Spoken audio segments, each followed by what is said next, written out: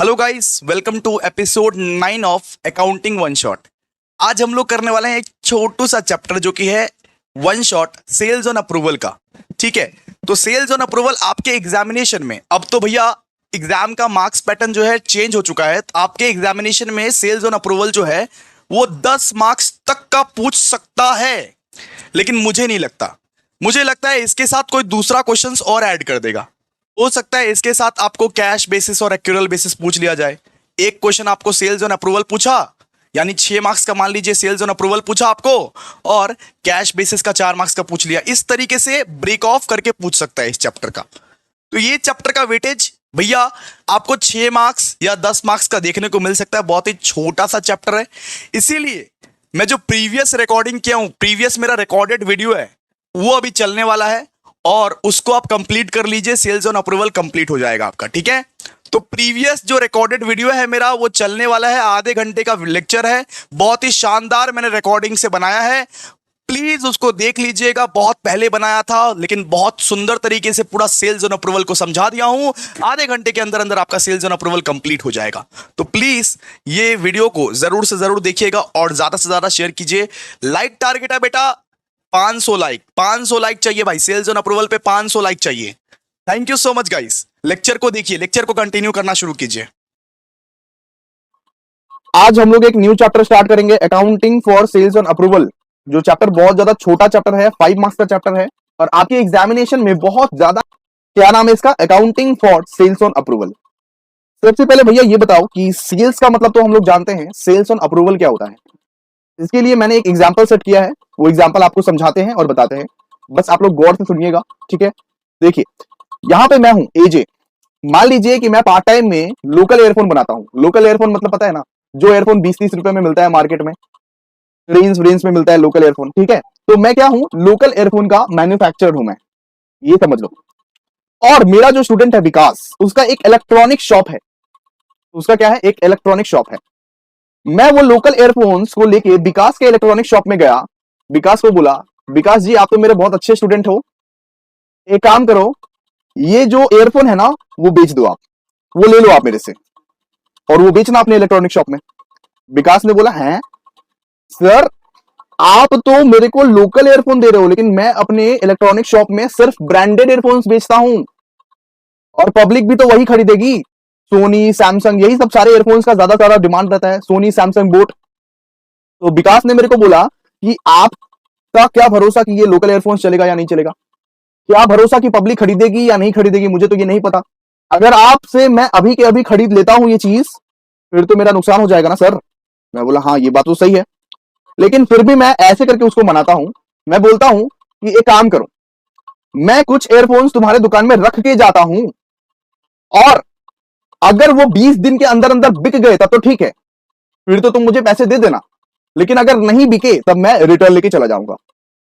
मैं क्या बोला विकास को कि मैं कुछ एयरफोन्स, कुछ लोकल एयरफोन्स तुम्हारे दुकान में एवे रख के जाता हूं, बिक गए तो ठीक है, मुझे पैसे ट्रांसफर करवा देना, नहीं बिके तो कोई बात नहीं, मैं रिटर्न करके, मतलब रिटर्न लेके चला जाऊंगा 20 दिन में। क्लियर है कि नहीं? देखो एग्जांपल में भी यही लिखा हूं, AJ sold goods to Vikas on 5 जनवरी 2023। मैंने 5 जनवरी 2023 को बेचा earphone on approval or return basis with an option to return the goods within 20 days.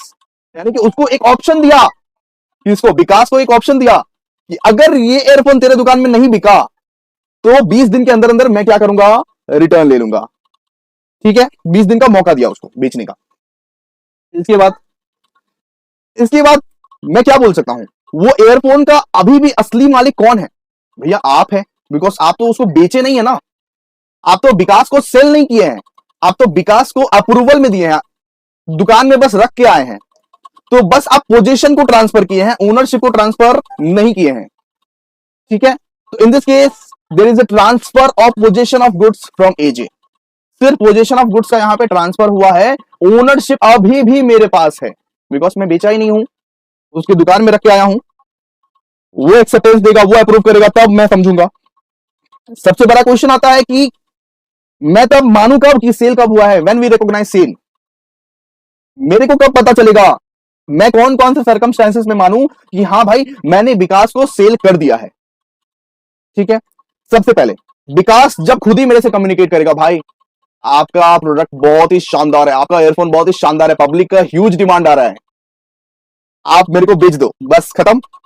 मतलब विकास ने फोन करके मेरे को बोल दिया कि जितने भी एयरफोन्स मैंने उसको दिए थे वो बिक गए, फिर तो खत्म बात, फिर तो मैं उसको सेल मान लूंगा, उसके बाद उसको बोलूंगा कि पैसा भेज, मेरे को पैसा भेजो, सिंपल।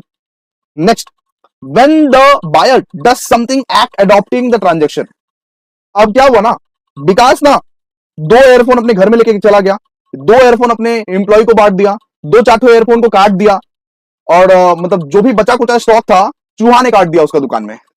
मतलब कि मेरे एयरफोन मैं जो रख के आया था विकास के दुकान में वो एकदम सेफ नहीं है, वो खराब कर चुका है। फिर तो मैं यही एज्यूम करूंगा ना, भाई तूने मेरा सामान को खराब किया है, मैं तो इसको सेल ही कंसिडर करूंगा, मैं तो इसको सेल ही कंसिडर करूंगा, क्योंकि तुम्हारी रिस्पॉन्सिबिलिटी थी कि इसको सही से रखना, तुमने सही से नहीं रखा और तुम लापरवाही दिखाए, इसके वजह से मेरा प्रोडक्ट डैमेज हो चुका है तुम्हारे दुकान में, तुम्हारे पोजीशन में, तो इसी के वजह से तुमको तो सेल मानना ही पड़ेगा और तुम मेरे को पैसा भेज इसका, ठीक है। अब थर्ड केस, जब बायर ने कुछ कम्युनिकेट ही नहीं किया, मैंने 20 दिन का मौका दिया था ना, 20 दिन के बाद भी वो कुछ कम्युनिकेट नहीं किया मेरे से, एक्सेप्टेंस बोला ही नहीं कि मैं एक्सेप्ट कर रहा हूं या रिजेक्ट कर रहा हूं, उस केस में क्या होता है बेटा, उस केस में आप सेल कंसिडर कर लेते हो, उस केस में आप सेल मान लेते हो। 20 दिन के अंदर अंदर अगर वो जवाब नहीं दिया कि मैं ले रहा हूं ये प्रोडक्ट या मैं नहीं ले रहा हूं, उस केस में आप क्या करते हो, उस केस में आप सेल मान लेते हो, ठीक है। ये वाला क्वेश्चन दूर हो गया आपका।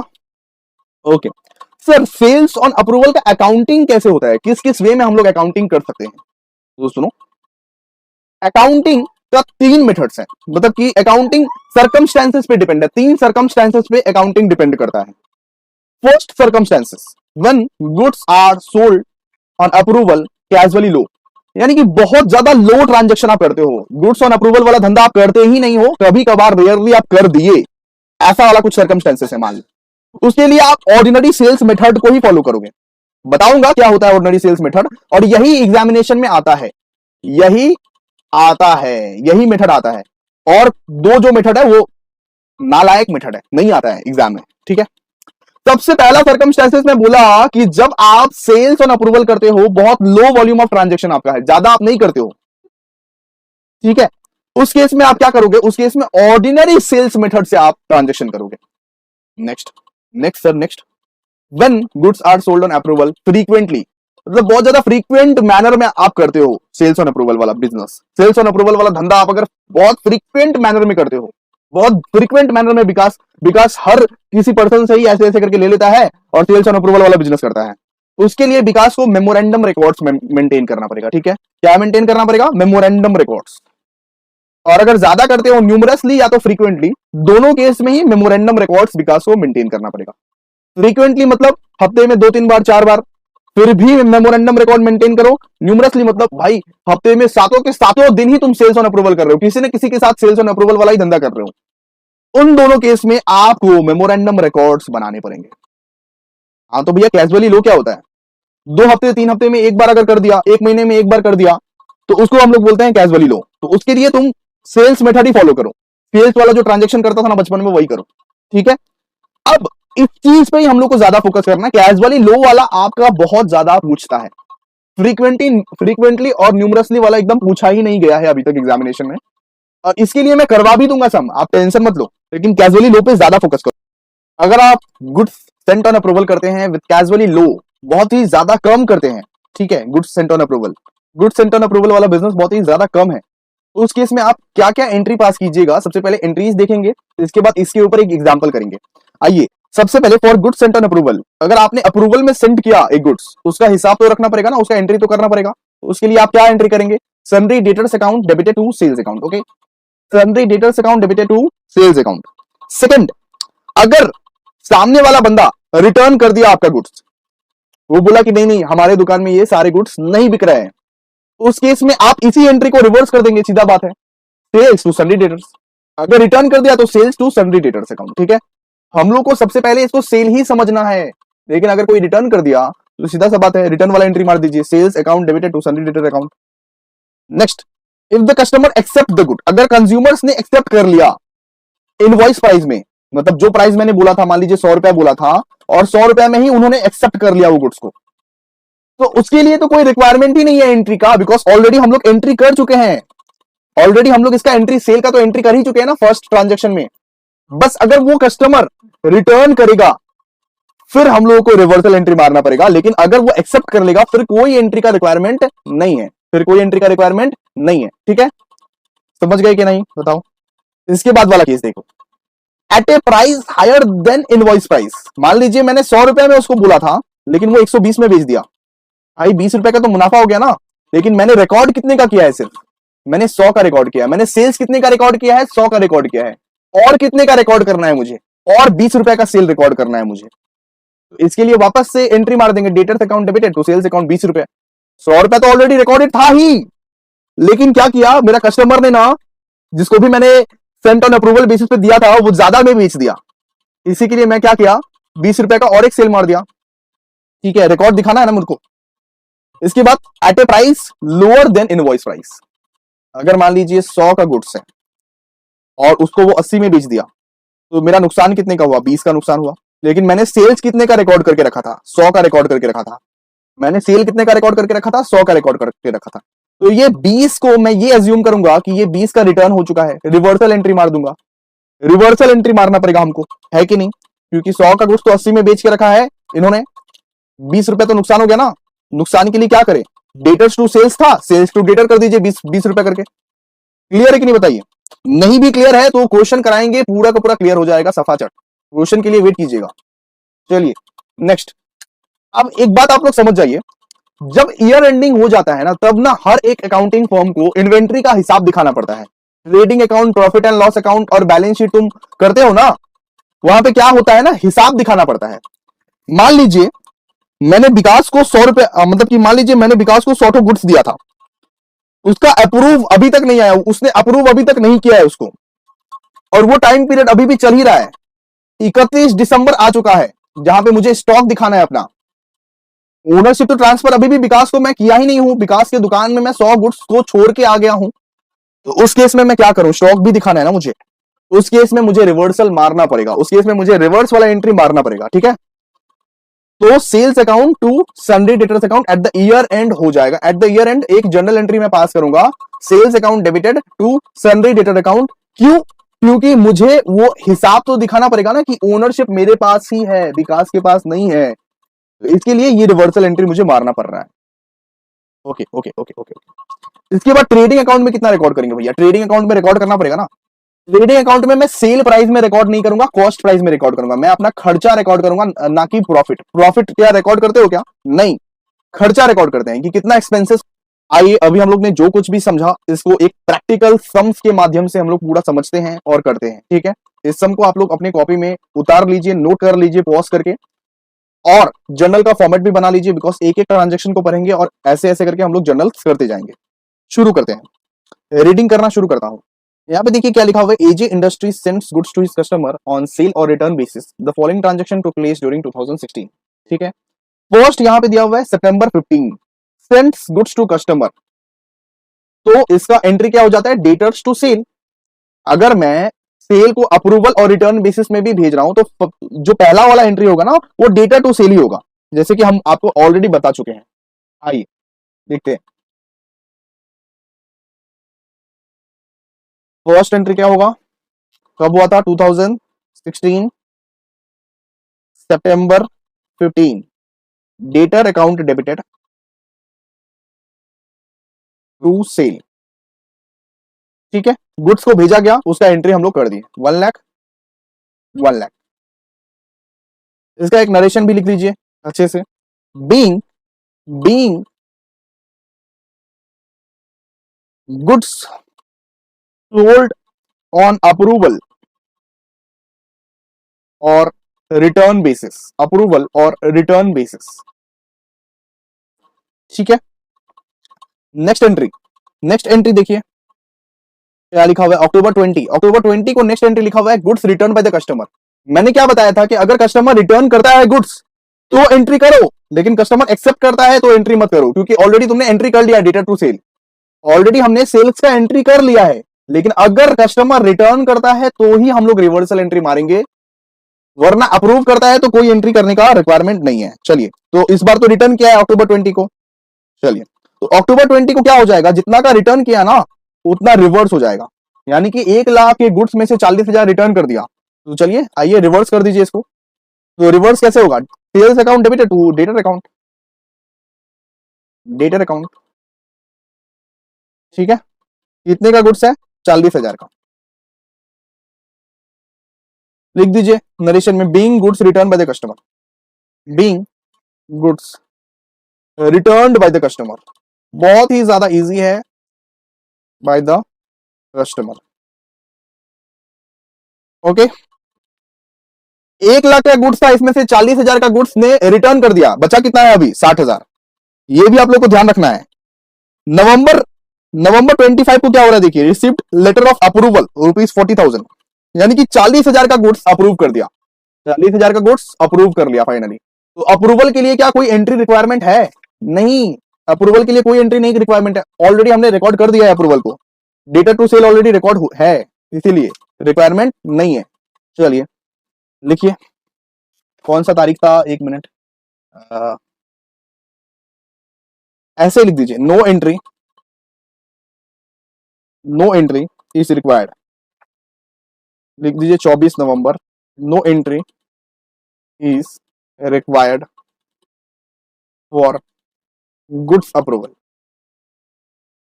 इस तरह से लिख दीजिएगा, ठीक है, जिससे समझ में आ जाएगा।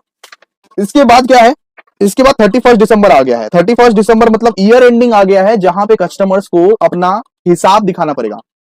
जब मैं किसी को सेल किया हूं और वो अभी तक भी कंफर्मेशन नहीं दिया हुआ है, लेकिन मेरे को तो अपना हिसाब दिखाना है ना 31 दिसंबर को। Trading account, profit and loss account, balance sheet तो बनाना है ना, उसमें सारे के सारे हिसाब मैच करवाने हैं, इन्वेंट्री कैलकुलेशन करवाने हैं।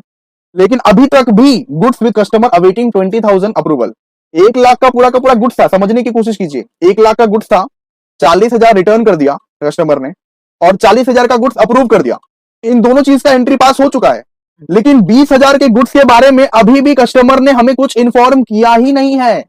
हम वेट करते जा रहे हैं और ईयर एंड आ चुका है फाइनली क्या आ चुका है, ईयर एंड। तो ईयर एंडिंग में तो हमें दिखाना पड़ेगा, हिसाब पूरा का पूरा मैच होना चाहिए। ऐसा तो हम लोग नहीं दिखा सकते कि सेल कर दिए हैं ऑलरेडी, है ना। तो इसके लिए हम लोग क्या करते हैं, ईयर एंड में हम लोग रिवर्स कर देते हैं मजबूरी में, बिकॉज हिसाब दिखाना है, रिवर्स कर देते हैं ईयर एंड में। जैसे रिटर्न वाला एंट्री करते हैं, वैसे ईयर एंड में हम लोग क्या करते हैं, रिवर्स कर देते हैं। याद करिएगा, याद रखिएगा। तो क्या हो जाएगा यहाँ पे 31 दिसंबर, रिवर्स कर देंगे तो क्या एंट्री हो जाएगा, सेल्स टू डेटर। जैसे नॉर्मली सेल्स टू डेटर का रिवर्स कर देते थे, वैसे ही sales account debited to debtor account. कितने का, 20,000 का। 20,000 का पता आता नहीं है, इसीलिए 31 दिसंबर को हमें रिवर्स करना पड़ा। लिखिए, बीइंग कैंसलेशन, लिखिए being cancellation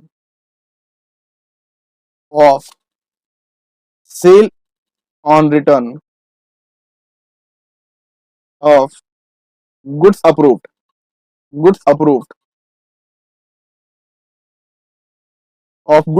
eight the year end, ठीक है। इसके बाद इन्वेंट्री में भी दिखाना पड़ेगा ना, इन्वेंट्री का भी कैलकुलेशन हमें दिखाना पड़ेगा, आप लोग ट्रेडिंग अकाउंट में लिखते हो ना स्टॉक, तो ये जो 20,000 का जो अनअप्रूव्ड अवेटिंग का जो माल है, इसको आप स्टॉक में दिखाओगे ना, रिकॉर्ड करोगे स्टॉक में। तो आइए रिकॉर्ड करते हैं, इसका भी एंट्री है 31 दिसंबर को ही होगा ये। इन्वेंट्री विथ कस्टमर, लिखिए इन्वेंट्री विथ कस्टमर मतलब कस्टमर के पास इन्वेंट्री है सेल और रिटर्न बेसिस में, account debited to trading account में हम लोग को दिखाना पड़ेगा, स्टॉक चेक कराना पड़ेगा, इन्वेंट्री चेक कराना पड़ेगा, है ना, कि कस्टमर के पास है अभी, लेकिन मेरा ही है अभी भी, क्योंकि अप्रूव किया नहीं है, ओनरशिप रिमेन्स विथ मी। ठीक है, कितने का है, 20,000 का स्टॉक था ना, लेकिन ये 20,000 तो बाबू सेलिंग प्राइस था, ये 20,000 क्या था, ये तो सेलिंग प्राइस था, लेकिन हमें तो कॉस्ट प्राइस में रिकॉर्ड करना होता है। हम अपना खर्चा दिखाएंगे, हम अपना सेल क्यों दिखाएंगे, इसीलिए कैलकुलेशन करना पड़ेगा। देखो ध्यान से, क्वेश्चन में वापस से आओ। क्वेश्चन में देखो कॉस्ट प्लस 33 1/3 यानी कि 33.33% का प्रॉफिट मार्जिन था, लेकिन हमें कॉस्ट निकालना है बाबू। हमें क्या निकालना है? कॉस्ट निकालना है। चलिए कैसे निकालते हैं हम बताते हैं आपको, ठीक है। यहां पे वर्किंग नोट कर दीजिएगा नीचे में। वर्किंग नोट नंबर 1, एज्यूम, देखिए assume cost equals to 100%। Cost equals to 100, ठीक है, कॉस्ट इक्वल्स टू 100। प्रॉफिट कितना था? प्रॉफिट मार्जिन कितना बोल के रखा था बाबू बताइए तो? 33.33 प्रॉफिट मार्जिन हम लोग को बोल के रखा था, मतलब कि 33.33। तो ये बताइए कि सेलिंग प्राइस क्या रहेगा फिर? Cost plus profit. Selling price equals to cost plus profit है ना, खर्चा प्लस जो प्रॉफिट है उसको हम लोग सेलिंग प्राइस बोलते हैं। खर्चा कितना है? 100, प्रॉफिट कितना है? 33/33, तो 133.33, ठीक है। तो आप कॉस्ट प्राइस कैसे निकालोगे अभी? Cost price, therefore cost price equals to, cost price equals to कितना का था? गुड्स, एक मिनट, गुड्स कितने का था? 20,000 का था। 20,000 का गुड्स था ना, तो कॉस्ट प्राइस निकालने के लिए आप लोग को ऐसा करना पड़ेगा, 20,000 डिवाइडेड बाई 133.33, अच्छे से लिखा हूं, 20,000 डिवाइडेड बाई 133.33 इंटू 100, ठीक है। सेलिंग प्राइस वही था ना। चलिए इसको कैलकुलेट कीजिए, कितना निकल रहा है? 15,000 पॉइंट में कुछ निकल रहा है, तो 15,000 हो जाएगा आपका, ठीक है। 15,000 निकल गया, तो हम लोग अपना कॉस्ट प्राइस निकाल दिया, और कॉस्ट प्राइस के वैल्यू से ही हम लोग इन्वेंट्री को बिठाते हैं। जब हम लोग अपने इन्वेंट्री को रीचेक करवाएंगे ना, तो हम लोग अपना खर्चा दिखाएंगे, ना कि सेल दिखाएंगे। वापस से हम बोल दे रहे हैं, तो 15,000 15,000, ठीक है, 15,000 15,000। ये करना बहुत ज्यादा इजी है, 4 एंट्री पास करना है नॉर्मली, और कुछ नहीं, बस सेल्स ऑन अप्रूवल चैप्टर खत्म। सबसे पहले कस्टमर टू सेल, अगर सेल हुआ है मान लीजिए, तो डेटा टू सेल आप लोग कर सकते हैं, डेटा टू सेल, सेल वाला एंट्री मार दिए। इसके बाद कोई रिटर्न किया तो उसको रिवर्स कर दो, सेल्स टू डेटर। अप्रूव किया तो इसके लिए कोई भी एंट्री का रिक्वायरमेंट नहीं है, no entry is required for goods approval. इसके बाद 31 दिसंबर आ गया, 31 दिसंबर में आपको ना चाहते हुए भी रिवर्सल करना पड़ेगा, बिकॉज अब चेकिंग करवाना है, ना चाहते हुए भी आपको अब रिवर्सल करना पड़ेगा। तो डेटा टू सेल्स था ना, तो सेल्स टू डेटर कर दो, रिवर्स कर दो उसको, सिंपल कैंसिलेशन कर दो। और 31 दिसंबर को आप इन्वेंट्री में भी चेक करवाते हो, ट्रेडिंग अकाउंट में भी लिखते हो टू बाय स्टॉक। तो इन्वेंट्री में क्या लिखोगे? इन्वेंट्री में कॉस्ट प्राइस पे लिखना, सेलिंग प्राइस पे बिल्कुल मत लिखना, कॉस्ट प्राइस पे पहले निकाल लेना, इसके बाद लिखना।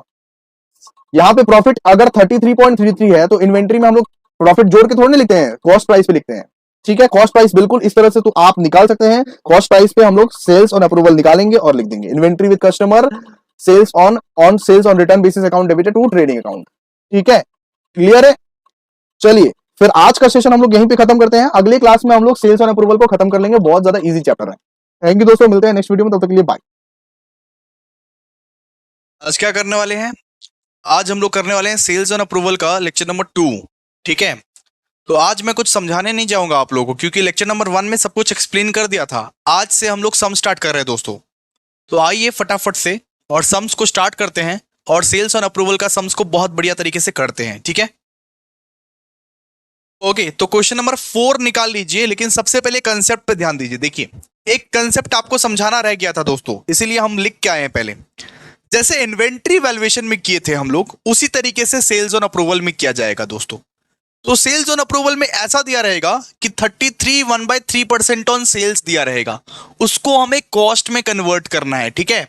लास्ट में जब स्टॉक ऑन सेल और रिटर्न निकालेंगे, लास्ट में जब इन्वेंट्री ऑन सेल और रिटर्न निकालेंगे, तब हमें उसको उस सेल्स वाले परसेंटेज को कॉस्ट वाले परसेंटेज में कन्वर्ट करना पड़ेगा। तो दोस्तों बस ये समझ के रखिए कि ये जो 33 1/3% है, इसको आपको कॉस्ट में कन्वर्ट करना है दोस्तों। अगर 1/3% ऑन सेल्स दिया रहे तो 1/2% ऑन कॉस्ट होगा, ठीक है। अगर 1/4% ऑन सेल्स दिया रहे तो 1/3% ऑन कॉस्ट होगा। अगर 1/5 ऑन सेल्स दिया रहे तो 1/4 ऑन कॉस्ट होगा, ठीक है। और अगर 1/4 ऑन 1/6 ऑन सेल्स दिया रहे तो 1/5 ऑन कॉस्ट होगा। ये चीज आप याद रख के रहिए। अगर 33 1/3% ऑन सेल्स दिया रहेगा तो 50% ऑन कॉस्ट रहेगा, होगा। अगर 25% ऑन सेल्स दिया रहेगा तो यहां पे 33 1/3% ऑन कॉस्ट होगा, ओके, 20% ऑन सेल्स दिया रहेगा तो 25% ऑन कॉस्ट होगा, और 1/6 ऑन सेल्स दिया रहेगा तो 1/5 ऑन कॉस्ट होगा। ठीक है, यानी सेल्स को हमें कॉस्ट में कन्वर्ट करना पड़ेगा, बस इतना सा है, बस इतना सा है। बाकी जो जर्नल एंट्री सिखाए थे बिल्कुल सेम टू सेम उसी प्रकार का हम लोग करने वाले हैं। तो आइए क्वेश्चन नंबर 4 से हम लोग स्टार्ट करते हैं, फटाफट से आइए। क्वेश्चन नंबर 4 जरा ध्यान दीजिए आप लोग, क्वेश्चन नंबर 4 आइए। क्वेश्चन नंबर 4 से हम लोग स्टार्ट करते हैं। क्वेश्चन नंबर 4 में देखिए क्या लिखा हुआ है। हम 5 ही तो क्वेश्चन दिए, ये 5 तो क्वेश्चन अगर कर लिया तो बस सेल्स ऑन अप्रूवल यहीं पे खत्म। क्वेश्चन नंबर 4 में दिया हुआ है, Mrs Prajapati traders send goods on the customer on sale और रिटर्न बेसिस। तो सेल और रिटर्न बेसिस का हम लोग को जर्नलाइज करना है, जर्नल एंट्री पास करना है, बात खत्म यहां पे। ठीक है, यहां पे देखिए सबसे पहले क्या बोला है, send goods to customer on sale और return basis at 20% profit on sale. यानी हम कस्टमर को जब भेजते हैं तब हम लोग एज ए सेल्स रिकॉर्ड करते हैं ना, एज ए सेल्स रिकॉर्ड करते हैं। पिछला लेक्चर में आप लोग को बताए हैं, जब कस्टमर को हम लोग भेजते हैं तब एज ए सेल रिकॉर्ड कर लेते हैं, सेल की तरह रिकॉर्ड कर लेते हैं। तो फर्स्ट एंट्री में क्या होगा, डेटा टू सेल। आइए लिखिए, जर्नल का फॉर्मेट बनाइए एक अच्छे से, जर्नल का फॉर्मेट बनाइए एक अच्छे से। ठीक है, लिखिए फटाफट से, books of books of books of Mrs Prajapati, Prajapati. ठीक है, यहां पे लिखिए जर्नल, यहां पे क्या लिखेंगे, जर्नल। ठीक है, यहां पे लिखिए date, particulars, particulars, ledger folio, debit, और यहां पे लिखिए क्रेडिट। यहां पे क्या लिखेंगे, क्रेडिट। फटाफट से पहले डेट लिखिए। तो डेट क्या है सर, 10 जुलाई 2022 है डेट। सबसे पहले उस एंट्री को आपको सेल्स कंसिडर करना है। सेल्स कंसिडर कैसे करें सर, लिखिए debtors account debited, debtors account debited to sales, debtor account debited to sales. कितने का ट्रांजेक्शन हुआ था बताइए, कितने का ट्रांजेक्शन हुआ था सर, 40,000 का, 40,000 का। हम आपको बोले थे कि जब जब सेल्स ऑन अप्रूवल होता है तब तब हम लोग उसको सेल्स कंसिडर कर लेते हैं, सेल्स कंसिडर कर लेते हैं, मान लेते हैं कि सेल्स हुआ है, हुआ नहीं है, मान लेते हैं सेल्स हुआ है। तो सेल्स का एंट्री पास कर दिए, ओके सर, 40,000, 40,000। अब आप लोग प्लीज नरेशन लिख लीजिए, being being good Saint on approval, being good Saint on approval. लिख लीजिए narration, being good Saint on approval. फिर क्या हुआ देखिए, फिर देखिए goods return by the customer. Customer अगर गुड्स को रिटर्न कर देता है तो उसी सेल्स के ट्रांजैक्शन को उल्टा कर दो, उसी सेल वाले ट्रांजैक्शन को क्या कर दो, उल्टा कर दो। तो 15 तारीख को रिटर्न कर दिया ना, तो लिखिए 15/7/22। लिखिए sales return, sales return account debited, उल्टा कर दो just, sales return account debited to debtor account, debtor account. कितना सर, 10,000, 10,000। ठीक है, अब प्लीज नरेशन लिख लीजिए, being goods return by customer, being goods return by customer, being goods return by customer. ठीक है, आगे, आगे देखिए, आगे received letter of approval from the customer. इसका कुछ नहीं करना है, इसका कोई भी एंट्री पास नहीं करना है। अगर अप्रूव हो गया है तो इसका कोई भी एंट्री पास नहीं करना है, इसका हम लोग एंट्री पास नहीं करते। लेटर ऑफ एक्सेप्टेंस का नो एंट्री, कोई भी एंट्री पास नहीं होगा, बिकॉज हम लोग ऑलरेडी सेल्स ट्रीट कर चुके हैं, ऑलरेडी सेल्स ट्रीट कर चुके हैं। और दोस्तों यहां पे लास्ट में दिया हुआ 31 दिसंबर हो गया, लेकिन अभी भी अप्रूवल नहीं आया। 31 दिसंबर हो गया, यानी अब स्टॉक चेक करना पड़ेगा, अब इन्वेंट्री चेक करना पड़ेगा, लेकिन कोई भी अप्रूवल अभी तक आया नहीं है। इन्वेंट्री चेकिंग का डेट आ चुका है लेकिन कोई भी अप्रूवल आया नहीं है। तो हम लोग इस केस में क्या करते हैं, सबसे पहले तो सेल्स को उल्टा कर देते हैं, सबसे पहले तो सेल्स को जो ट्रीट किए थे उसको उल्टा कर देते हैं। तो आइए, यानी 31 दिसंबर आ चुका है, 31 दिसंबर 2022 आ चुका है, लेकिन कोई भी अप्रूवल नहीं आया है, कोई भी जवाब नहीं आया उसका। तो हम लोग जस्ट उल्टा कर देंगे। ठीक है, सबसे पहले क्या करेंगे, उल्टा करेंगे। उल्टा क्या होगा, sales account debited to, sales account debited to debtors account. ठीक है, डेटर्स अकाउंट। देखिए, देखिए आप लोग 40,000 के गुड्स में से 40,000 के गुड्स में से भैया वो 10,000 तो रिटर्न कर दिया और 20,000 एक्सेप्ट कर दिया, लेकिन बचा क्या है, कितना बचा, कितने का गुड्स बचा सर, 10,000 का गुड्स बचा। तो 10,000 के गुड्स के बारे में कुछ बोला ही नहीं बुड़बक, 10,000 के गुड्स के बारे में कुछ बोला ही नहीं, इसीलिए इसको उल्टा कर दिया, क्योंकि हमारा इन्वेंट्री कैलकुलेशन करना पड़ेगा ना अभी। तो 10,000। और दोस्तों इन्वेंट्री जो कैलकुलेशन होता है वो कॉस्ट पे होता है, किस पे होता है, कॉस्ट पे होता है। इन्वेंट्री कैलकुलेशन जो होता है वो कॉस्ट पे होता है, इसीलिए वर्किंग नोट पे आइए आप लोग प्लीज एक बार। लास्ट वाला एंट्री क्या होगा, लास्ट वाला एंट्री लिख के जाइए, लास्ट वाला एंट्री लिख के वर्किंग नोट पे देखिए, इन्वेंट्री ऑन सेल और return account, inventory on sale और return account to trading account, to trading account. ठीक है, चलिए वर्किंग नोट आइए। तो यहां पे सेल प्राइस कितना दिया हुआ है, sale price of unapproved good कितना है, अनअप्रूव्ड गुड्स कितना है, sale price of unapproved good कितना है सर 10,000। लेस कीजिए उसमें प्रॉफिट, हम लोग को कॉस्ट प्राइस लेना है, हम लोग को क्या लेना है, हम लोग को सिर्फ कॉस्ट प्राइस लेना है। लेस कीजिए प्रॉफिट कितना दिया हुआ है, प्रॉफिट बोला हुआ 20%, प्रॉफिट बोला 20%, यानी 10,000 का 20% कितना 2,000, यानी 8,000 जो है ये हमारा क्या है, कॉस्ट प्राइस। हम लोग को कॉस्ट प्राइस पे इन्वेंट्री लेना है, कौन सा प्राइस पे, कॉस्ट प्राइस पे। बार बार समझाया, हम लोग को कॉस्ट प्राइस पे इन्वेंट्री लेना है। अगर सेल्स दिया रहे आप लोग को तो सेल प्राइस पे नहीं लेना है, कॉस्ट प्राइस पे लेना है। किस पे, कॉस्ट प्राइस पे लेना है, यानी 8,000। ठीक है, being unapproved good lying with customer,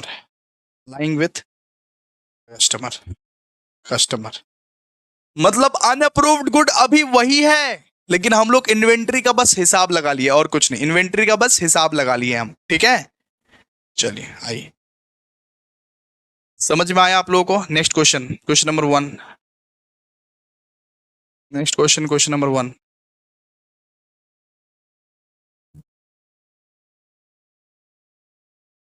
next question number 1,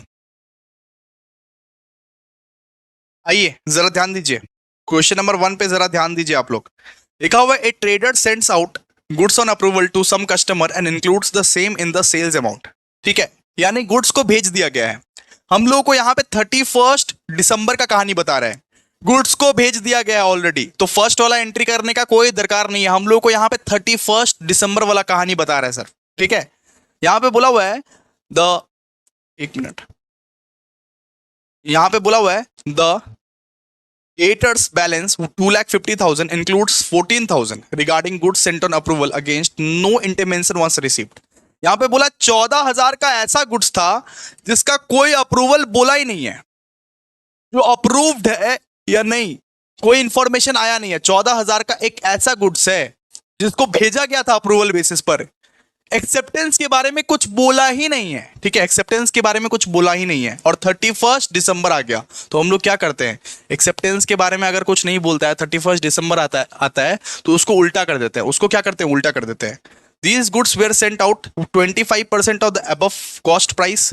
ठीक है, 25% of the above cost price were sent to A 8,000 and B 6,000। Stock in trade in godown was valued at 50,000। A sent intimation of acceptance on 31st मतलब कि वो January and B return the good on 15 January 2021। तो आइए एक एक करके करते हैं। सबसे पहले क्या होगा बताइए, लिखिए सोल्यूशन टू क्वेश्चन नंबर 1, एक एक करके करते हैं, सब समझ में आ जाएगा। देखिए आप लोग प्लीज जर्नल का फॉर्मेट बना लीजिएगा, आप लोग प्लीज जर्नल का फॉर्मेट बना लीजिएगा, मैं यहां पे नहीं बना रहा हूं। देखिए सबसे पहले यहां पे डेट बिठा रहा हूं, ठीक है, सबसे पहले हमने यहां पे डेट बिठाया। देखिए अब क्या करना पड़ेगा, 31 दिसंबर आ गया, अब 31 दिसंबर आ गया, अभी तक कोई इंफॉर्मेशन है, अभी तक कोई भी इंफॉर्मेशन नहीं है जो गुड्स हमने अप्रूवल में दिया था। सबसे पहला वाला एंट्री क्या होगा, सबसे पहला वाला एंट्री होगा दोस्तों सेल्स टू सन्ड्री डेटर, मतलब अप्रूवल के लिए इंतजार कर रहे थे, एक्सेप्टेंस के लिए इंतजार कर रहे थे, लेकिन एक्सेप्टेंस दिया ही नहीं, अब 31 दिसंबर हो गया दोस्तों, एक्सेप्टेंस आया ही नहीं कि वो ले रहा है या नहीं ले रहा है। तो अगर 31 दिसंबर आ जाता है तो स्टॉक चेकिंग का वक्त आ जाता है, तो हम लोग को क्या करना पड़ता है दोस्तों, हम लोग को उल्टा कर देना पड़ता है, हम लोग को उल्टा कर देना पड़ता है। तो sales account debited to to sundry debtor account, to sundry debtor account, ठीक है। हम लोग को रिवर्स कर देना पड़ता है, कितने का बताइए, 14,000 का ट्रांजेक्शन है, 14,000 का, 14,000 का ट्रांजेक्शन है। इसके बाद क्या हो रहा है देखिए, इसके बाद क्या हो रहा है देखिए, इसके बाद क्या एंट्री होता है, इन्वेंट्री, इन्वेंट्री ऑन सेल और रिटर्न अकाउंट। इसके बाद क्या एंट्री होता है, inventory on, inventory on sale और return account, return account debited to, debited to trading account, debited to trading account. कितना बोला है बताइए सर, यहां पर बोला 25% एट 25% अबव कॉस्ट प्राइस।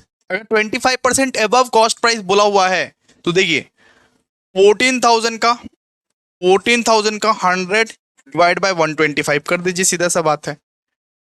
14,000 का 1/5 कर दीजिए, 1/5, सीधा सा बात है, आपका निकल जाएगा। कितना है बताइए सर, यहां पे आपका निकलेगा 11,200, ठीक है, 11,200।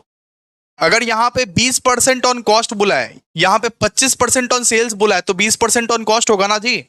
यहाँ पे 25% ऑन सेल्स बोला, 25% ऑन सेल्स अगर बोला है तो 20% ऑन कॉस्ट बोला है ना, इसका मतलब तो हम लोग भी वहीं पे लिए, वही वही लिए हैं, ठीक है। 14,000 इंटू 1/5, 1/5 कितना होता है 20%, 14,000 का 20%। अगर 25% ऑन सेल्स बोलेगा इसका मतलब 20% ऑन कॉस्ट, सीधा सा बात है, ठीक है। और लास्ट में क्या हुआ देखिए, लास्ट में क्या हुआ, लास्ट में यहां पे ए जो था, goods were sent to A 8,000 and यहां पे बी को 6,000, तो ए ने क्या किया, ए ने एक्सेप्टेंस दे दिया। अगर एक्सेप्टेंस दे दिया तो उल्टा करना पड़ेगा, रिवर्स करना पड़ेगा वापस से, बिकॉज इस बार तो हम लोग ने रिवर्स कर लिया था। अगर ए ने एक्सेप्टेंस दे दिया, ए सेंट एक्सेप्टेंस, अगर ए ने एक्सेप्ट कर लिया, रिवर्स करने के बाद ए ने एक्सेप्ट कर लिया, तो वापस से ए का रिवर्स करना पड़ेगा हम लोग को, और बी का तो कोई हम लोग को रिक्वायरमेंट ही नहीं है ना। तो क्या हो जाएगा बताइए, sundry debtors to, sundry debtors account debited to sales account, sales account कितना कितना है 8,000, 8,000, ठीक है, क्लियर है।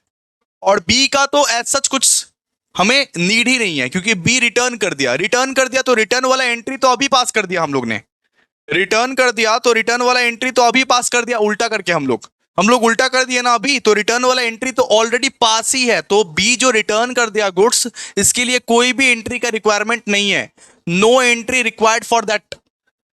बी अगर रिटर्न कर दिया तो उसके लिए कोई भी एंट्री का रिक्वायरमेंट नहीं है, ठीक है। चलिए नेक्स्ट, नेक्स्ट सम, इतना ही था बस, इतना ही था, ठीक है, इतना ही था बस, और कुछ नहीं था। चलिए क्वेश्चन नंबर 2 आइए फटाफट से। क्वेश्चन नंबर 2 देखिए क्या लिखा हुआ है, यहां पे लिखा हुआ है a trader has credited certain item of sales on approval aggregating 10,000 to sales account of these goods the value of 3,000 have been returned and taken into stock at 1,500, ठीक है। मतलब भाई 3,000 का गुड्स जो है रिटर्न कर दिया। यहां पे क्या बोल रहा है कि सेंट ऑन अप्रूवल पर भेजे थे, लेकिन 3,000 का जो गुड्स है वो हमने क्या कर दिया, रिटर्न कर दिया, रिटर्न कर दिया। और इसमें से 1,500 का जो गुड्स था वो एक्सेप्ट कर दिया। तो एक्सेप्टेंस का क्या करते हैं, एक्सेप्टेंस का कोई भी एंट्री रिक्वायरमेंट नहीं है, लेकिन रिटर्न का तो एंट्री रिक्वायरमेंट है ना भाई। तो रिटर्न का एंट्री करेंगे। रिटर्न का एंट्री क्या होता है बताओ, रिटर्न का एंट्री क्या होता है, sales return to debtor account. लिखो सोल्यूशन टू क्वेश्चन नंबर 2, ठीक है।